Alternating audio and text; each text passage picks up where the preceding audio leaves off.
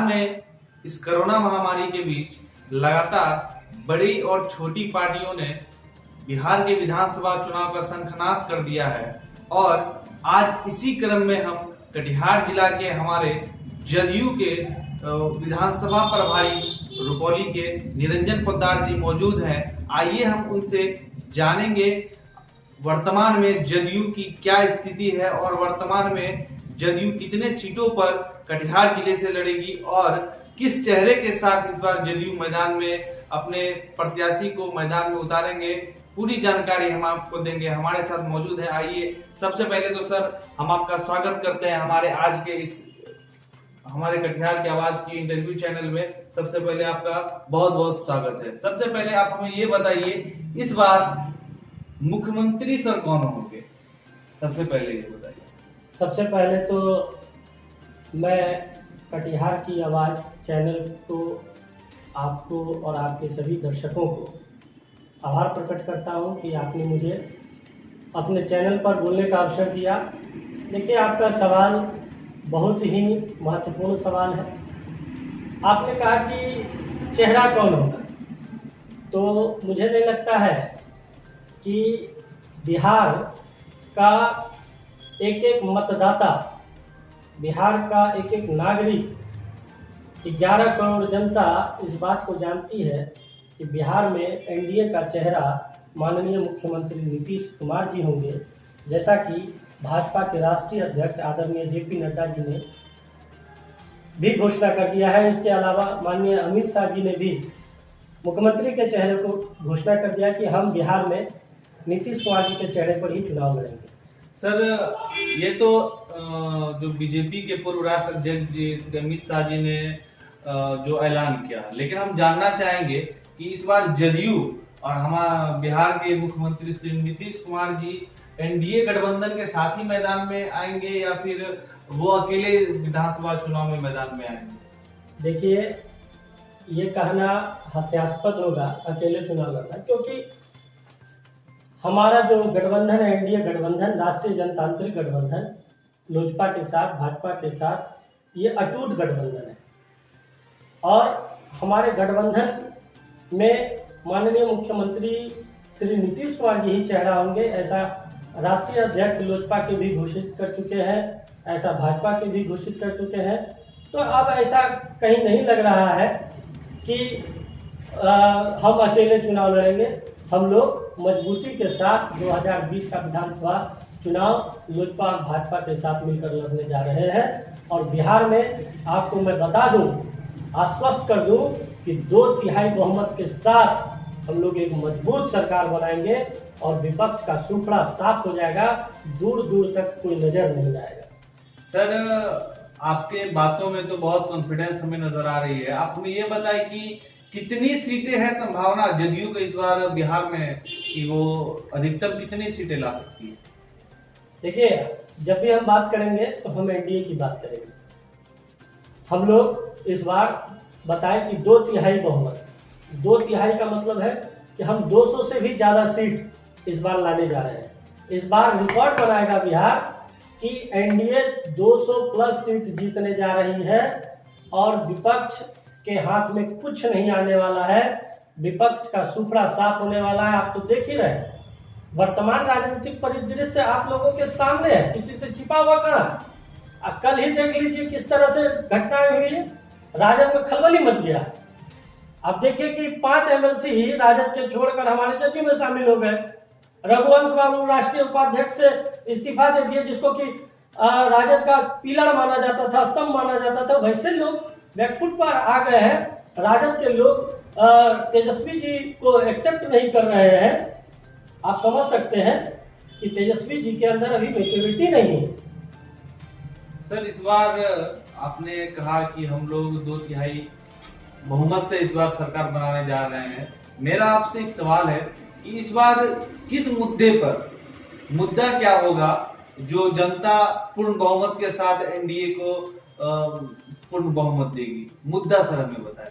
देखिए, हम इस बार सबसे पहले जो 15 साल में माननीय मुख्यमंत्री जी ने जो न्याय के साथ समावेशी विकास काम करने का काम किया है, चाहे सड़क का मामला हो, बिजली का मामला हो। पहले एक समय था कि बिजली आती नहीं थी, अब बिजली जाती नहीं। तो ये स्थिति है। हमारा शिक्षा का रोड मैप ले लीजिए, हमारा कृषि का रोड मैप ले लीजिए, हमारा आज देखिए कटिहार जिला में आप देख लीजिए, कटिहार जिला में क्या नहीं है। एक मेडिकल कॉलेज है, एक इंजीनियरिंग कॉलेज बनाया गया है, एक पॉलिटेक्निक कॉलेज बनाया गया है, महिला ITI कॉलेज बनाया गया है, पूर्णिया में यूनिवर्सिटी की स्थापना हो गई। तो ऐसे कई कार्य हो रहे हैं विकास के, जिसको लेकर हम लोग जनता के बीच जाएंगे। और इस बार हमारे माननीय मुख्यमंत्री जी ने बिहार में उद्योग को सर्वप्रथम आगे रखने का काम किया है। हमारी सरकार अगर बनती है तो हम हर खेत को बिजली का पानी देंगे और हर हाथ को काम देने का काम करेंगे। सर, आपसे मेरा सवाल है कि कल ही राजद के 5 MLC जो कि जदयू में शामिल हुए, सर इसको आप किस दृष्टि से देख रहे हैं? जदयू NDA इसे कहां तक राजद में फूट है या महागठबंधन में फूट है, किस दृष्टि से आप इन्हें देख रहे हैं? देखिए मनीष जी, अभी आप देखिए कि राजद में भगदड़ मचने वाला है। कल 5 MLC चले गए, हमारी पार्टी में शामिल हो गए, रघुवंश बाबू इस्तीफा दे दिए। अभी कई विधायक हैं जो बहुत जल्द आपको दर्जनों की संख्या में विधायक जदयू ज्वाइन करने जा रहे हैं। और एक न्यूज आपको हम बता देते हैं, बहुत जल्द इस कटिहार जिला में बहुत उलटफेर होने वाला है। कई कांग्रेस के विधायक भी हमारे संपर्क में है और दर्जनों कांग्रेस के विधायक भी जदयू ज्वाइन करने जा रहे हैं। पूरा महागठबंधन तहस नहस हो जाएगा, दूर दूर तक महागठबंधन। और देखिए जीतन राम मांझी जी को, जीतन राम मांझी जी भी आने वाले हैं, उनकी पार्टी का विलय होने वाला है, NDA का हिस्सा बनने वाले हैं। हम माननीय जीतन राम मांझी जी का स्वागत करते हैं। वो बिहार में एक अच्छे नेता है, एक अच्छे लीडर है, उनका हम सब स्वागत करते हैं। बचेगा नहीं कुछ भी, विपक्ष के पास कुछ भी नहीं बचेगा, क्योंकि तेजस्वी जी को कोई भी एक्सेप्ट करना चाहता ही नहीं है। उसके दल के लोग जब नहीं चाहते तो जनता क्या चाहेगी? सर, अभी कोरोना महामारी में जो लॉकडाउन चल रही है पूरे भारत में, आप हमें ये बताएं कि इस कोरोना महामारी में, इस लॉकडाउन में बिहार की जनता माननीय मुख्यमंत्री नीतीश कुमार जी के कार्यों से कितना खुश है? देखिए, मुख्यमंत्री जी के कामों पर उंगली उठाना मतलब सूर्य को दिया दिखाने जैसा है। इस कोरोना काल में माननीय प्रधानमंत्री जी ने भी माननीय मुख्यमंत्री जी के कार्यों की सराहना की है, प्रशंसा की है। क्या नहीं किए मुख्यमंत्री जी ने इस कोरोना काल में? चाहे मजदूरों की बात ले लीजिए आप, चाहे आम जनता की बात ले लीजिए आप, क्वारंटाइन सेंटर की बात लीजिए। क्वारंटाइन सेंटर में खाना के साथ साथ एक किट दिया गया, उस किट में कपड़ा लत्ता बर्तन बासन हर चीज दिया गया। इसके अलावा 1000 रुपया जो प्रवासी हमारे भाई थे उनको दिया गया अकाउंट में। वहां से लौटने के बाद जो 14 दिन का क्वारंटीन पूरा किया गया उसको मिनिमम 1000 रुपया दिया गया। इसके अलावा आप देखिए कि 3 महीना का राशन मुफ्त में लोगों को दिया गया। अभी मनरेगा के तहत 100 दिनों का रोजगार, साथ साथ 200 दिन इसको करने के लिए जा रही है हमारी सरकार। इसके अलावा माननीय प्रधानमंत्री जी ने पिछले दिनों खगड़िया जिला से शुरुआत किया है गरीब कल्याण योजना के तहत। गरीब कल्याण योजना के तहत लोगों को रोजगार दिया जाएगा। क्या कार्य नहीं हो रहे हैं साहब? जो लोग को कार्य नहीं दिखाई दे रहा है वो अपने आंखों पर से काला चश्मा उतार कर देखे तो इस कोरोना काल में माननीय मुख्यमंत्री जी ने जो काम करने का काम किया है वो शायद ही बिहार का अब तक का कोई मुख्यमंत्री किया हो और आगे कोई करने वाला हो। सर, आपसे हम जानना चाहेंगे और हमारे जो दर्शक हैं वो भी जानना चाहेंगे कि नीतीश जी का एक बहुत बड़ा कदम था शराबबंदी, और शराबबंदी को लेकर लगातार विपक्षी भी निशाना साधते हैं माननीय नीतीश कुमार जी को कि शराबबंदी सिर्फ नाम का है मगर शराबबंदी कहीं है नहीं, शराब खुलेआम बिक रही है। इस पे आपकी क्या प्रतिक्रिया है? इस पे आप क्या कहना चाहेंगे? एक बात बताइए, आप किसी भी व्यक्ति से, आम जनता से आप पूछ लीजिए तो वो कहेंगे कि माननीय मुख्यमंत्री जी ने शराबबंदी कर बिहार को एक नया बिहार बनाने का काम किया है। बिहार की आधी आबादी, आप समझ रहे हैं हम आधी आबादी किसको कह रहे हैं?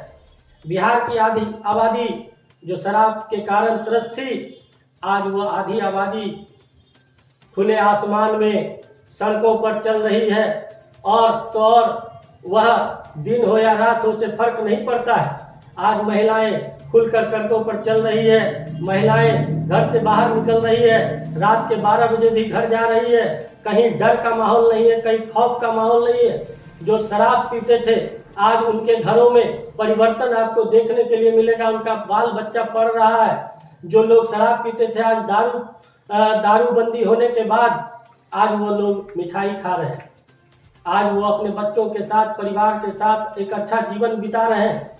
और शराबबंदी की तारीफ बिहार ही नहीं, बिहार के बाहर भी माननीय मुख्यमंत्री नीतीश कुमार जी का हो रहा है।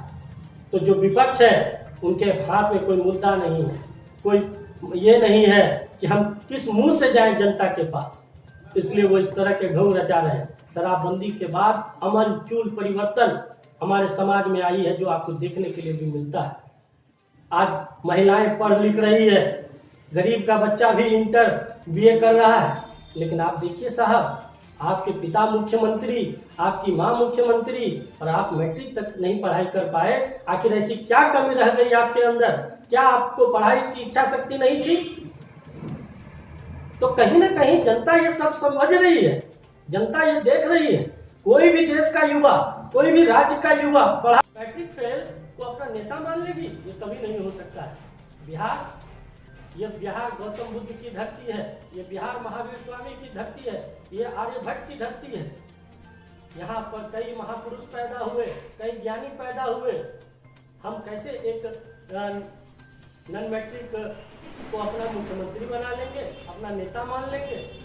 सर, आपसे मेरा और एक सवाल है, जो कि लगातार आम पब्लिक और विपक्षी जो इस सवाल को खड़े करते हैं कि विशेष राज्य का दर्जा, जो कि माननीय नीतीश कुमार जी ने इस सवाल को हर जगह खड़ा किया, लेकिन विपक्ष का इस पे निशाना है कि वो बस एक चुनावी मुद्दा है नीतीश जी का। जब भी चुनाव आता है तो वो मुद्दा उनका शुरू होता है, फिर चुनाव खत्म हुआ ये मुद्दा खत्म हो जाता है। आखिर क्यों? और साथ ही साथ विशेष राज्य का दर्जा अब तक क्यों नहीं मिला बिहार को? इसके लिए हम जानना चाहेंगे, हमारे दर्शक जानना चाहेंगे कि आखिर क्या है और आप क्या प्रतिक्रिया देते हैं। देखिए मनीष जी, मैं आपको और आपके दर्शकों को, आपके चैनल के दर्शकों को ये बता दूं कि बिहार एक कृषि प्रधान राज्य है और बिहार को विशेष राज्य का दर्जा मिलना चाहिए। ये हमारा अधिकार है, हक है। और इस अधिकार को लेकर, इस हक को लेकर हम लोग लगातार प्रयासरत हैं और कई बार हम लोगों ने एक बड़े पैमाने पर काम करने का भी काम किया है। लेकिन आप देखिए कि जब से केंद्र में मोदी जी की सरकार बनी है, बिहार को क्या नहीं मिला। चाहे वो स्पेशल पैकेज की बात करिए, आप विशेष पैकेज के तहत जो बिहार सरकार को पैसा मिला है, आज आप देख सकते हैं उस पैसा का इस्तेमाल हर जगह हो रहा है। कृषि के क्षेत्र में हो रहा है, रोजगार के क्षेत्र में हो रहा है। आप देखिए कि उसी पैसे का इस्तेमाल हमारा पुल पुलिया बन रहा है, सारे काम हो रहे हैं। अगर बिहार को विशेष राज्य का दर्जा नहीं मिल पा रहा तो ये मत समझ जाइएगा कि जदयू भूल चुकी है।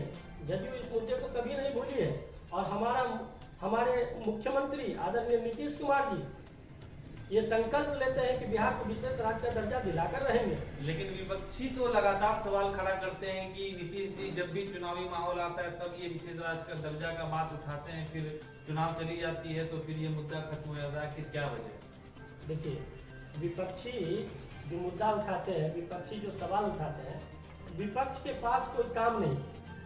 विपक्ष का काम ही है सवाल उठाना। और अगर आप देखेंगे तो बिहार में माननीय मुख्यमंत्री नीतीश कुमार जी ने इस मुद्दे को, अच्छा विपक्ष क्यों नहीं उठाती? क्या विपक्ष बिहार से बाहर है? विपक्ष क्यों नहीं सवाल उठाते हैं कि हमको बिहार को विशेष राज्य का दर्जा दीजिए? आप क्यों नहीं तेजस्वी यादव जी बोलते हैं? वो कहाँ चुप हो जाते हैं? बस उनको माल बनाना है, उनको मॉल बनाना है और कुछ नहीं। 26 साल के उम्र में साहब आप 500 करोड़ का मालिक बन गए, उसका हिसाब दीजिए जनता को। जनता जानना चाहती है कि आखिर ऐसा कौन सा रोजगार करते हैं आप जो इतने कम उम्र में 500 करोड़ का संपत्ति बना लिए। है कोई स्कीम तो हम लोगों को भी बताइए, बिहार के युवाओं को भी बताइए, हम लोग भी जानना चाहते हैं वो स्कीम क्या है। देखिए, विपक्ष का काम है सवाल पूछना, पूछती है ठीक है, लेकिन हम लोग जिस तत्परता के साथ और जिस गंभीरता के साथ काम कर रहे हैं बिहार में, बिहार की जनता हम लोगों से काफी खुश है और उम्मीद रखती है। सर्वे कराकर देख लीजिए आप अपने चैनल के माध्यम से, 90% 99% जनता हम लोगों के साथ है। दूर दूर तक दिखाई नहीं पड़ रहा है कहाँ है महागठबंधन, और किस बात का महागठबंधन मुझे तो समझ में नहीं आता है। महागठबंधन किस बात का? महागठबंधन तो माननीय नीतीश कुमार जी बनाए थे, लेकिन जब नीतीश कुमार, हमारी पार्टी ही उससे अलग हो गई है, तो महागठबंधन किस बात का? अब लीजिए, अब तो आपके नेता भी जा रहे हैं, अब मांझी जी भी जा रहे हैं, तो महागठबंधन किस बात का? उपेंद्र कुशवाहा जी अलग अलग अलाप रहे हैं और इधर जो है सहनी जी अलग अलाप कर रहे हैं, तो आप किस बात के महागठबंधन के नेता हैं? कोई महागठबंधन नहीं है बिहार में, महाठगबंधन है। ये महागठबंधन नहीं, महाठगबंधन है जो जनता को ठगने का काम कर रही है। और जनता जो है, बिहार की जनता पढ़ी लिखी है, शिक्षित है, समझदार है और सब समझती है, कहीं इसका दाल गलने वाला नहीं है। सर, आपसे आखिर में एक सवाल हम जानना चाहेंगे कि विधानसभा की जो तैयारी लगातार हर पार्टी की तरफ से किया जा रहा है और एनडीए भी लगातार वर्चुअल रैली कर रही है, तो वर्चुअल रैली को भी लेकर बहुत सारे सवाल खड़े किए जा रहे हैं विरोधियों की तरफ से। इस पे आपकी क्या प्रतिक्रिया, आप क्या कहेंगे? देखिए, ये कोरोना वैश्विक महामारी चल रही है और इस कोरोना वैश्विक महामारी में आप पब्लिक के बीच जाएंगे क्या?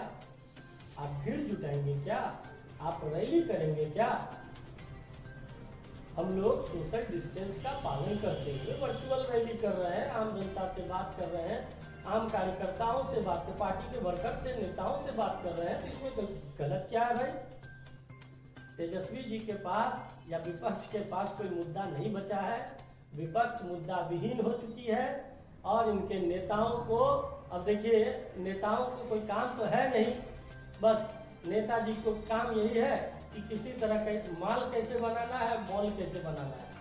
सर, आपसे हम जानना चाहेंगे, आपसे मेरा आखिरी सवाल है कि इस विधानसभा में कटिहार से एनडीए गठबंधन कितने सीटों पर लड़ रही है और जदयू कटिहार में कितने विधानसभा क्षेत्र में अपना प्रत्याशी को मैदान में उतार रहा है? देखिए, आपका जो सवाल, इस सवाल के बारे में हमारे राष्ट्रीय अध्यक्ष, हमारा जो केंद्रीय कमेटी है, वो तय करती है कि कौन सा सीट पर जदयू को चुनाव लड़ना है, किस पर भाजपा को चुनाव लड़ना है, किस पर लोजपा को चुनाव लड़ना है। ये तय करना हमारे जैसे कार्यकर्ताओं का काम नहीं है।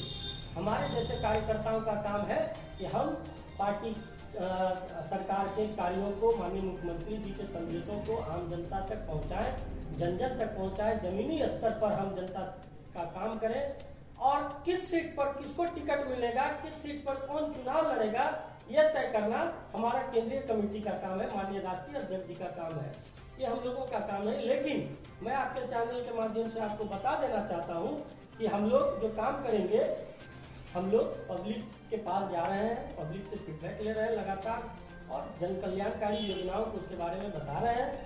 और ये तय है, मैं बता दूं आपको कि ये तय है कि बिहार कटिहार के 7 विधानसभा में 7 का 7 सीट एनडीए की झोली में जा रहा है। यहाँ विपक्ष का खाता तक नहीं खुलेगा। लोकसभा चुनाव याद है ना आपको? लोकसभा चुनाव में दूर दूर तक विपक्ष नहीं नजर आया। कहा जाता है कि एक टीक छोड़ दिया गया था, सिर्फ एक सीट किशनगढ़, 39 सीट पर एनडीए की जीत हुई थी। वही हाल होने वाला है यहाँ पूरे बिहार में दूर दूर तक विपक्ष दिखाई देने वाला नहीं है। जो 4 सीट से ज्यादा मिलने वाला उनको नहीं है। सर, आपसे हम जानना चाहेंगे कि इस कार्यक्रम के अंत में अगर कटिहार की जनता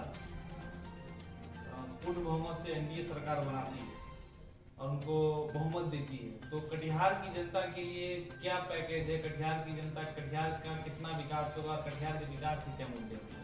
देखिए, कटिहार लगातार जब से आदरणीय तारकिशोर जी कटिहार के विधायक हैं, माननीय सांसद जी साथ मिलकर कटिहार के विकास में कदम से कदम मिलाकर चलने का काम कर रहे हैं। कटिहार में आप विकास देखेंगे तो हर जगह आपको विकास दिखाई देगा। अभी 1120 करोड़ रुपया जो है वह गुलाब बाग से मनिहारी तक 4 लेन के लिए पास किया गया। इधर काम हो रहा है। इधर आप प्राणपुर के तरफ चले जाइए, इधर काम हो रही है। सड़कों का सारा काम हो रही है। अभी मनिहारी का जो ये पूर्णिया का जो सड़क खराब है, कटिहार पूर्णिया का, उस पर भी काम शुरू होने वाला है। बरसात के बाद उस पर भी काम शुरू हो जाए। आप देखिए, इंजीनियरिंग कॉलेज है, पॉलिटेक्निक कॉलेज है, यूनिवर्सिटी खोल दिया गया। बिहार बोर्ड का एक ब्रांच पूर्णिया में खोल दिया गया। क्या काम नहीं हुआ है? पुल पुलिया बन ही रहे। लेकिन हमारा अगला जो काम होगा, अगला काम होगा बिहार के युवाओं को रोजगार। हम यहाँ पर जो बंद पड़े कारखाने हैं उसे खोलने का काम करेंगे, ताकि कटिहार के युवाओं को कटिहार से बाहर जाकर रोजगार न करना पड़े, कटिहार में ही रहकर वो रोजगार करें। यह हमारा प्रमुख एजेंडा होगा। जो अगर हमारी सरकार बनी, अगर मगर कुछ नहीं सरकार तो बननी तय है। सरकार बनने के बाद हमारा पहला प्राथमिकता होगा कि हम लोग कटिहार के युवाओं को, कटिहार के लोगों को कटिहार में ही रोजगार देने का काम करें। एक बार पुनः हम सभी कटिहार की आवाज की टीम आपका अपना बहुमूल्य समय देने के लिए धन्यवाद देते हैं। आपका भी बहुत बहुत धन्यवाद। साथ ही साथ आपके जितने भी दर्शक हैं, कटिहार की सम्मानित जनता को भी आभार प्रकट करता हूं कि आप लोगों ने मुझे सुना और अपने चैनल पर आने का मौका दिया। इसके लिए आभार प्रकट करते हैं कटिहार के बाद। तो आपने अभी सुना इस चुनावी महासंग्राम विधानसभा 2020 की तैयारी लगभग सारी पार्टियां कर चुकी है और सभी अपना दमखम दिखाने पे लगी हुई है इस कोरोना महामारी के बीच। तो आज हमारे साथ खास मेहमान थे जदयू के प्रदेश के विधानसभा प्रभारी निरंजन पोद्दार जी। आज इन्होंने बताया कि कितनी तैयारियां हैं एनडीए महागठबंधन की और कितने सीटों पर लड़ रही है और कितने बहुमत से ये जीतने की इनको संभावनाएं हैं और क्या क्या विकास के मुद्दे हैं। आगे भी हम आपको आज इस तरह की बातें और इस तरह के सम्मानित नेतागण से मिलवाएंगे और आपकी आवाज और आपके सवाल उनसे पूछे जाएंगे। आज के लिए मुझे और कैमरामैन को दीजिए इजाजत। धन्यवाद। जय हिंद, जय भारत।